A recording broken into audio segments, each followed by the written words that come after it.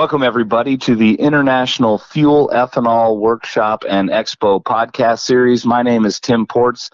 Joining us this morning on the podcast is Joe Jump, Staff Scientist 2 from Novozymes. Joe will be giving a presentation entitled Reducing Corn Ethanol Carbon Intensity and Other Benefits by Applying Biotechnology in the Agriculture Industry, the 1 Acre Study. Joe's presentation is Wednesday, June 15th at 1:30 in a panel entitled How Ethanol's Low Carbon Ambitions Are Inspiring New Approaches in Grain Production. Low carbon, certainly going to be a topic of frequent discussion at this year's International Fuel Ethanol Workshop and Expo. Joe, welcome to the podcast. Well, thanks, Tim. Glad to be with you. Terrific. It feels to me, as an observer of this industry for over a decade, that we are in an unprecedented era of change in agriculture, owing, I think, a lot to an interest in driving the carbon intensity down across all sectors of our economy, including agriculture. In the crops that we raise and produce and subsequently the products that we make from those. Would you agree, and have you been a part of anything sort of this dynamic in your career? Yeah, I certainly do agree.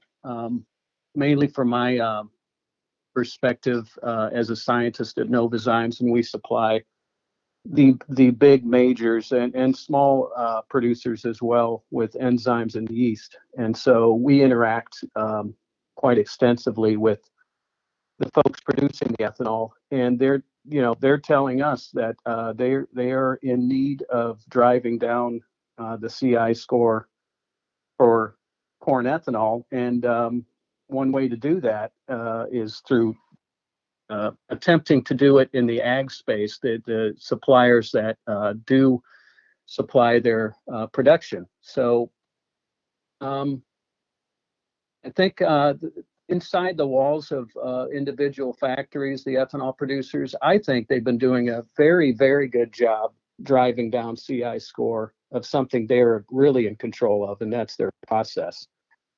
So mainly driven through yield improvements and other benefits or other ways they've been doing that.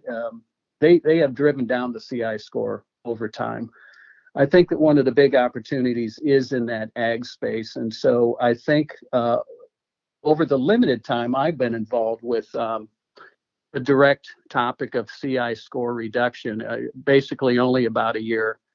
I've done some research myself, and it looks like the intensity of interest among producers and farmers has gone through the roof. And I just from what I see, that number is just going to continue to go higher and higher. So there's a lot of opportunities there. And Novozymes wants to contribute in that space. And I think because we do have a bioag division at Novozymes, we're in a pretty good place to not only contribute innovation and biofuels, but also in the bioag space to reach that common goal is to drive down CI score of ethanol. Thank you for that. So the presentation title promises some discussion around something you call the 1 Acre Study. What is the 1 Acre Study and what motivated it? Yeah, 1 Acre Study is basically a tool Novozymes develops. We have at our disposal internally LCA experts, life cycle assessment experts, and it's their job to basically live and breathe inputs and outputs. And the 1 Acre Study is a opportunity to show off in a public forum. If you look at 1 acre of land and compare a conventional process for growing a crop and utilizing that output for something, you can then compare that to, say, a biotech approach where you apply biotech to the field you're looking at, and then apply biotech in the processes that those products come from that acre.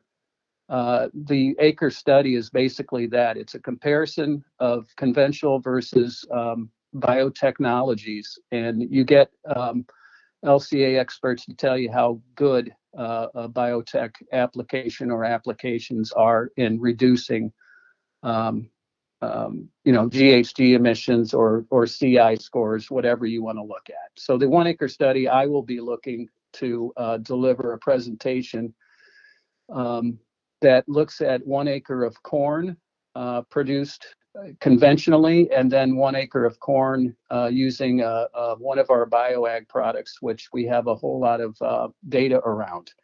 And then I'll extrapolate from that other technologies from that benefit of using biotech on the farm to the ethanol industry itself. And it sounds like some of these discoveries, efforts, research are going to then manifest themselves in some field trials starting in the 2023 planning season, collaborative efforts with POET and FBN. Can you talk a little bit about those collaborative plans, and again, just give us a peek into the box of what you'll be sharing with the attendees in the presentation? A lot of credit goes to POET and their partner FBN.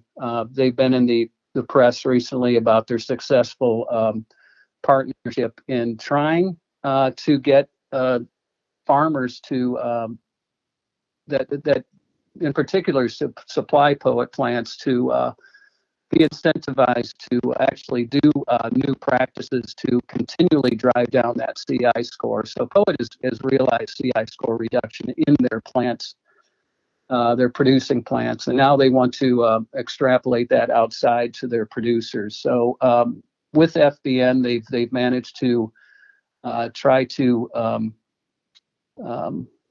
get data and good science around using that gradable app developed by POET and FBN. Now they want to go the next level is use different technologies, including Novozymes, bioag technology. And so we are going to supply POET farms in the next planting season with corn treated with our biotechnology, which is already out in the space. But I think in this realm, it's going to be under a controlled environment that is under the auspices of the POET FBN partnership, and Novozymes is just going to be supplying those field trials and come up with the CI scores for the crop that comes from those applications. So we're very excited to be part of it. Glad POET has approached us with this opportunity. And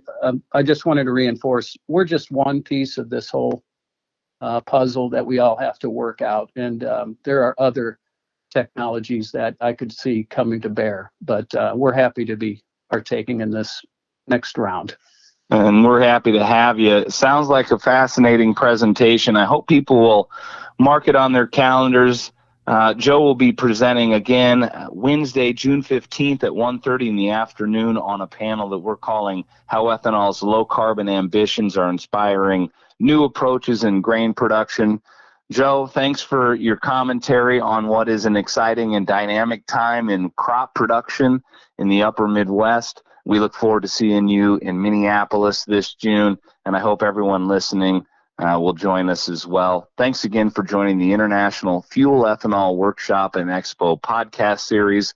I'm Tim Port signing off. We'll see you next month in Minneapolis. Thanks again, Joe. Thank you.